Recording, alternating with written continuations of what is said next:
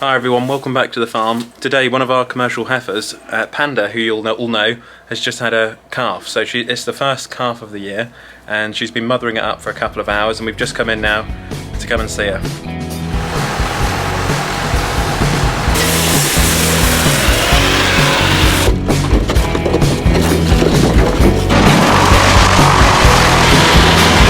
And milk, making a slightly bigger chip, so doesn't it?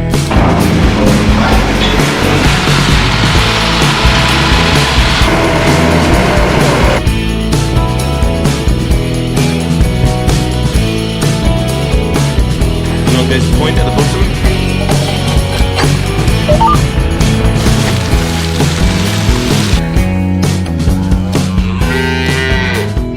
Alright, so we're just in one of our calving boxes now and we had to intervene with Panda with our calf with a calving aid, and the calf was a normal sized calf, but Panda was a bit small and she's got a bit of a small pelvis in comparison with the calf, and we had to get, like I say, we had to get the calving aid out anyway.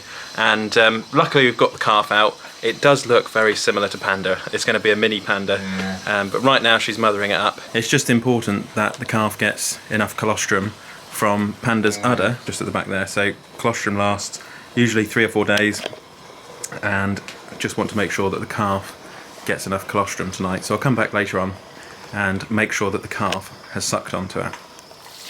These are our 2 calving jacks. We have a heavy duty model. I use a bit of iodine with a scrubbing brush here and the tap to clean the calving aids off every calving, every time you use them. Hopefully you shouldn't have to use the aid every calving, but sometimes you do have to use the calving aid. This is the heavy duty model, and then next door to it we've got a smaller model, which is a Rhine Technic from Germany. Dad likes the small model and I like the heavier model because it's a much beefier calving aid, and it gives you more options, but it is really heavy and difficult to use, whereas the smaller Rhinotech is quite easy to use. So just whichever model you prefer, really. Today was a difficult calving with Panda. It was our first calving, and yeah, it was tricky. So, but it's all gone well now, and in the moment it's worrying, you know, because you worry about the cow and the calf, but afterwards, if it goes well, it's a sigh of relief. So, so it works out quite well. But not every calving goes well, but you know, you can only do your best. So I always use a bit of disinfectant on the calving aids. You want to kill all the bad bacteria, so just on the frame itself,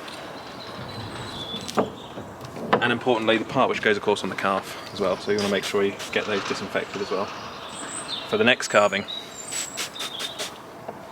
Alright, so Panda's now mothering up the calf. We'll go and check the calf tonight, make sure that it's drank, and you'll just see behind me I've dragged the 135 out because it's been in the shed all winter, and as you'll probably see, it's looking pretty mucky. So it's a showpiece ready for this year, restored by Young's. There's still a couple of genuine parts for this which I'm going to pick up from Young's later on in the year, and I'm going to leave it out this afternoon because it's supposed to rain for the rest of the day, so I was hoping that the rain would just wash off all of the dirt and get it ready for show condition later on in spring, summertime. So elsewhere at the moment, for those of you who don't know, we've got the boiler store, the biomass store, where we heat the farm over the winter, keeping everyone warm on the farm. And at the moment this is the chipper and the crane which we've recently moved into the boiler store. This is its new home. As you can probably tell at the moment, the chip store is empty because we've used all of our wood chip up, although the boiler does have some chip in it, so we're okay for a little bit longer, but this is all supposed to be full of chip. Earlier on in the year this actually sheared off and we used a ratchet to hold these hydraulic pipes on, so we're just designing a bit of metal to hold them on, like a curved guard if you like. And then at the other end there's a small chip, like a plug, which talks to the control box on the chipper, and I'm waiting for this small chip basically, and once we get that I can start chipping again. And the boiler's got enough for a week, and we're going to have to make it last, and then I'll get this part tomorrow in the express post, and then we can get back chipping. You'll see I've just come to the calf rearing area now. We've got these lovely young calves here. We've mixed another 5 in, so now we've got 29 young store calves in here which we're currently bringing on. Before long these will go out to the Broads, and then we'll have another batch in. Might do another 30 or another 40 every 2 or 3 months depending on how it goes, but it's gone really well so far this year. One of the biggest problems is with these young calves, you've got to keep an eye out on pneumonia. and we have the pneumonia vaccines, we have our anti-flams, antibiotics, all that sort of thing, all that good stuff. And just over that wall, I've been using the Manitou to drop some straw in here, and then as you would have seen in previous content, we have bedded them down by hand. And if you saw the other day at the show when we were at Llama, we were looking at that new Teagle, and I cannot wait to see that in the next couple of weeks, because it's going to be so good, isn't it, Calves? What do you think? What do you think about a tellyhawk? They're calves, they don't know, but they'll appreciate it, I'm sure. So they're young calves at the moment, and they always like to play and do have a run around whenever we come in with a camera. But yeah, they're coming along nicely, aren't they? So they'll have their evening feed now. Yeehaw! Come on then, off you go, you devils. This is Turbo, one of my favourite calves. Great looking calf. Yeah, good steer, that one. So at the moment the nights are starting to draw out again, which is quite nice to see. We're really busy at the moment feeding everything. There's some individual pens we have to feed. The bull pens, we've got our suckler cows. Cows with calves as well will have individual feed.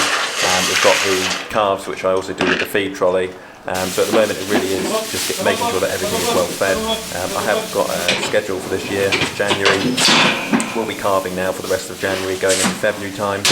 February we're going to be starting lambing. We've just got the shed ready for lambing. Then in March time we're going to be drilling. We're going to start drilling our spring crops, the spring barley, the sugar beet, and then a month after that, April, we're going to be turning everything out. So all the cattle, the livestock will be going out to graze on the Norfolk Broads. That's where the Polaris comes in, the buggy we've been testing recently. That's going to be really important for protecting all the livestock. After that, it's May time. We're hoping to cut a bit of silage early this year in May. We've got some home fields we want to cut. Then June we're going to be doing silage as well. June time we'll be shearing sheep. July as well, we're going to be really busy in July with silage. August is going to be harvesting all of the cereal crops, the spring barley. And then September we're going to be doing the cultivations, going to get that subsoil out again, crack up the land. October the livestock will be coming home later on in autumn time, and November and December we'll be busy feeding. And in between there's some renewable energy stuff, there's the chipping, there's some tourism, some new projects we've got upcoming this year, such as the new shed and the shepherd's hut and the kind of the Airbnb business as well. So it's kind of just getting everything to work basically, and just really getting going on everything, and just pushing forward really. Calving's well underway. I'm going to be out at night checking all the animals, all the heifers and suckler cows. We've got about 45 to calve. There's 25 suckler cows which were calved before. They should be okay. And then there's about 20 heifers which are our new heifers. So I'm hoping that's going to go well. The other day we were at Llama, had a brilliant time. Really good to get out there and meet other people. If you're from farming, and maybe you spend a lot of time, if you're a farmer or a farm worker, do get out there, do go to some shows now and then. It's very good for you, and you'll meet lots of people and have a good social time, especially over COVID when we weren't able to get out. So I think it's going to be nice to see all of these shows starting to get going again. So over the weekend and next week we're just going to go and have a look at the shepherd's hut, which is currently being built, and then after that there's someone who's gotten in touch with us with the channel.